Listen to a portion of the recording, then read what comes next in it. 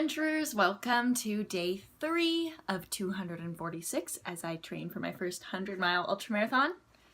Today I want to tell you a little bit about training schedules and how to plan the right one for you, whatever race distance you might be doing.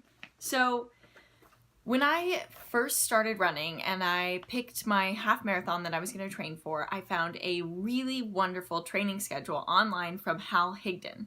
And I will put the link for you down below so you can check that one out. He's got plans for half marathons, marathons, and although he doesn't have any for distances longer than that, he does have plans based on if you're trying to up your speed or if you're really just a beginner trying to get off the couch. He's got a plan for everybody. Now, when I trained for my first 50 miles, I did find a training program online that I adapted for myself, and then I found another training program online for my next 50. So I feel like I have a pretty good handle on what you should be doing week to week and how to increase your distances and your time on the run. So when I made my 100-mile plan, I couldn't really find any that were quite perfect or quite how I liked my older training schedules, so I sort of made one up. And that's this. I always recommend printing out your training schedule and putting it on the wall somewhere. So that's definitely what I'm going to do with this when I'm done with it. It just is a nice reminder. You get to look at it. I cross off the weeks as I go along, you know, and you get to see your progress and you get to see your race day approaching. So it's kind of fun. It's like a tangible view, tangible evidence of what you were training for, and you get to have it right there on your wall every morning. So whatever you're training for, especially a distance of 100 miles, you have to gradually increase week by week by just about 10%. You don't want to overdo it or jump straight into a distance that's way too long because you'll end up injuring yourself. So a plan like this is supposed to help you prevent injuries and get you in shape for whatever your goals are.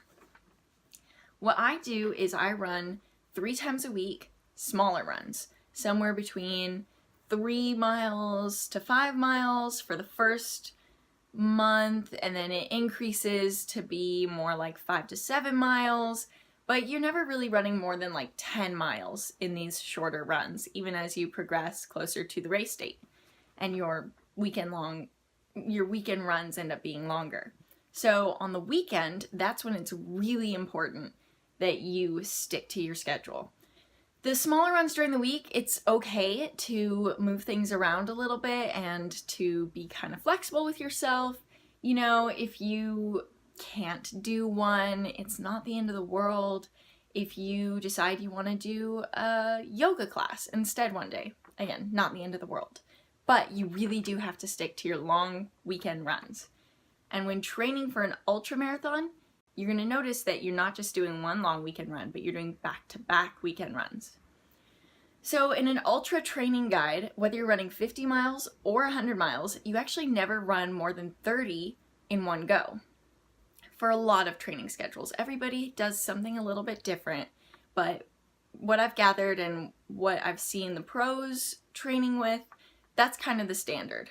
What you will end up doing though is running 30 miles one day, then 20 miles the next day, and then maybe another 10 miles the third day. And that is so that you get your body used to being tired and exhausted, and you're mentally fatigued, and you're still going. So really, that is more important than doing 70-mile runs all at one go all by yourself. There are people that do that, but it's not practical for me. It's not practical for people that, you know, are working a real job and can't train like that all the time. It might be practical for you, but we'll let, there's like different levels of crazy with ultra running, and we'll let those crazies just go do their own thing. So when you are starting out, it would be great to focus your first like 2 months of training really more on speed. Now, speed is not one of my favorite things. I do not enjoy pushing myself on a track. I would much rather be in the mountains on the trail for 6 hours. I just think it's more fun.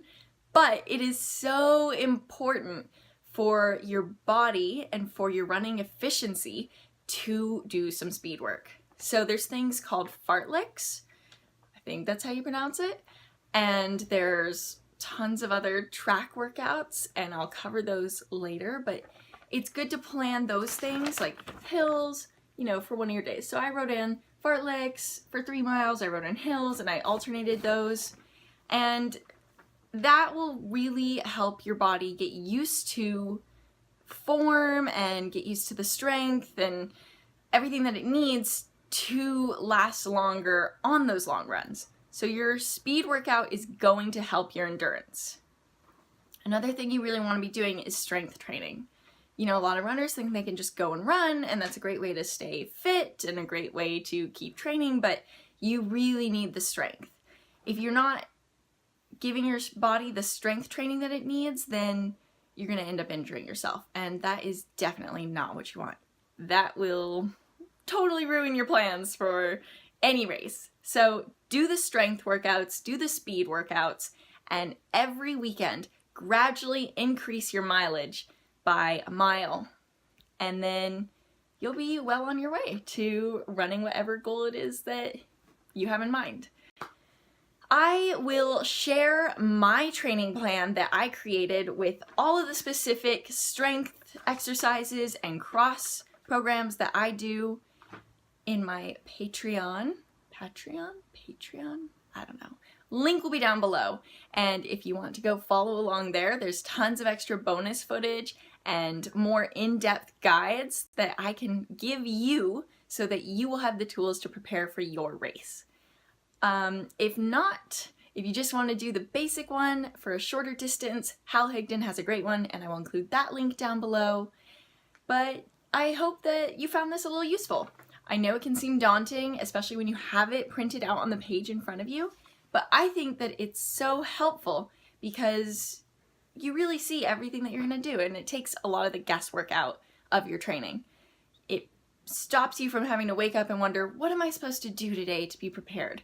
You just wake up, check your schedule, and go.